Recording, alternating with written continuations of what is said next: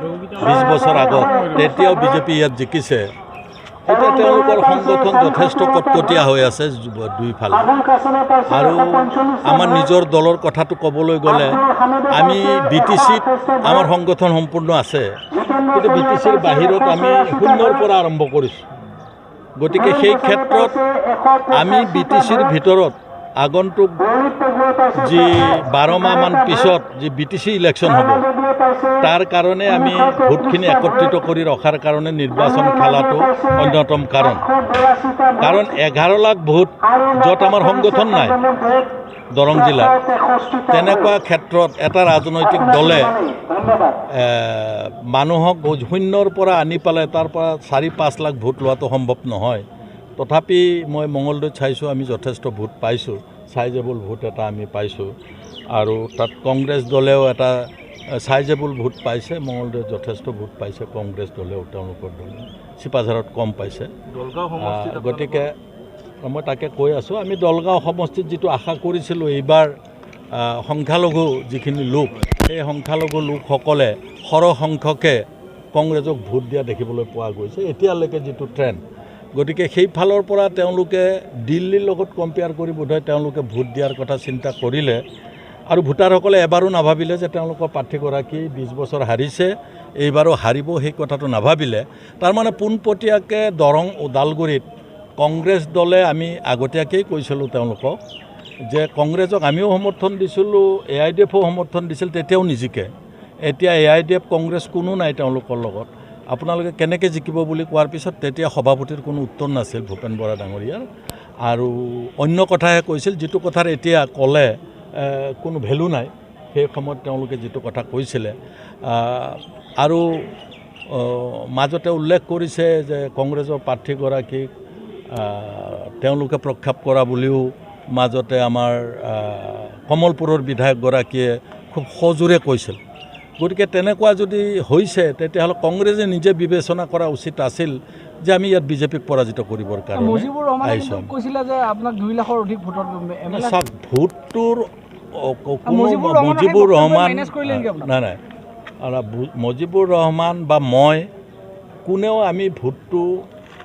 ভিতৰত আমি নোসোমাওঁ নিজৰ নিজৰ স্বাধীনতা আছে ভোটটো এতিয়া আমি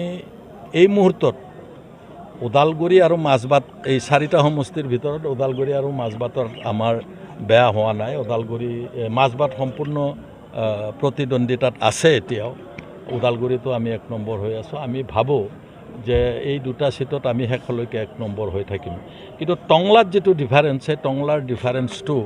আমি মিটাব পাৰিম নে নাই সেইটো সম্ভৱ আমি এইটো চাব লাগিব গতিকে যথেষ্ট আগবাঢ়িছে ভাৰতীয় জনতা পাৰ্টি ইয়াত আৰু এনেধৰণে ট্ৰেণ্ড থাকিলে ভাৰতীয় জনতা পাৰ্টিক পৰাজিত কৰাটো সম্ভৱ নহয় সম্পূৰ্ণভাৱে বিদায় দিছে নেকি আপোনাৰ নিজৰ সমষ্টি বুলি ক'ব লাগিব যেটো কলাগাঁও সমষ্টি আছিল নিজৰ সমষ্টিতে আপুনি এনেকুৱা হ'ল আপোনাৰ বিধানসভাত চাওক আপুনি জানেনে নাজানে নাজানো আমাৰ 10টা পঞ্চায়ত তাৰে 9টা পঞ্চায়ত আমাৰ দলগাঁও আৰু মঙলদৈত পৰিলে আৰু মই তাতে হায়েষ্ট ভোট পাইছিলোঁ 35,000 ভোট পাইছিলোঁ আপুনি 35,000 ভোট ডাইৰেক্ট মাইনাছ কৰিবই পাৰে মইনো কিমান পাইছিলোঁ 61,000 7,000ত মই জিকিছোঁ তাৰ পৰা আপুনি 35,000 মাইনাছ কৰকচোন গতিকে অংকবিলাক তেনেকুৱাহে পোনপটীয়াকৈ নহয় এতিয়া টংলা সমষ্টিততো মই কামেই কৰা নাই কি কাম কৰিছোঁ টংলাত 0 কাৰণ আমাৰ এটা মানে মুদৈপুৰীটো আছে তাৰপিছততো টংলা সমষ্টিত বাকী কেইটা নাই নে হৰিচিঙা আছে নে এইটো আমাৰ খালিংদুৱাৰ আছে নে আমাৰ বাগিচা টাচ কৰা এইটো কি চিট সেইটো আছে এটা চিট আমাৰ তাত নাই আৰু আপোনালোকে এটা কথা জনা উচিত যে ইয়াত 16টা MCLA চিট আছিল 16টা MCLAত BPFৰ এটা আছে বাকী 15টাই UPPL আৰু বিজেপিৰ তেনেকুৱা কাৰকবিলাকেও নিশ্চয় ইয়াতে কাম কৰিছে আপোনালোকৰ আচলতে বিৰোধী ঐক্যৰ অভাৱত এই সমষ্টিটো পুনৰ নিব সক্ষম হ'ব নেকি বিজেপিয়ে কাৰণ বিৰোধী ঐক্যত যোৱাই নাছিলোঁ আমি অকলে নিৰ্বাচন খেলিছোঁ এতিয়া বিৰোধী ঐক্যটো কৰিছিলে নেতৃত্ব লৈছিলে কংগ্ৰেছে তেওঁলোকক আমি বিৰোধী ঐক্যৰ কথা আমি খুব জোৰ দি ক'ব নোৱাৰোঁ আমি বিৰোধী ঐক্যত নাই আৰু আমি অকলে খেলিছিলোঁ আমাৰ লক্ষ্য উদ্দেশ্যটো মই এইকাৰণে কৈছোঁ যে এবছৰ পিছত হ'বলগীয়া MCLA ইলেকশ্যনত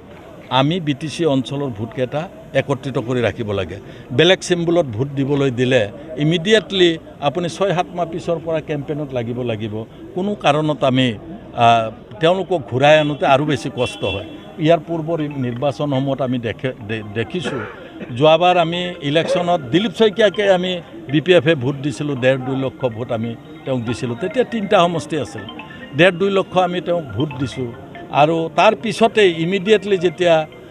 MLA ইলেকশ্যন হ'ল আমি চাফাৰ কৰিছোঁ যথেষ্ট চাফাৰ কৰিছোঁ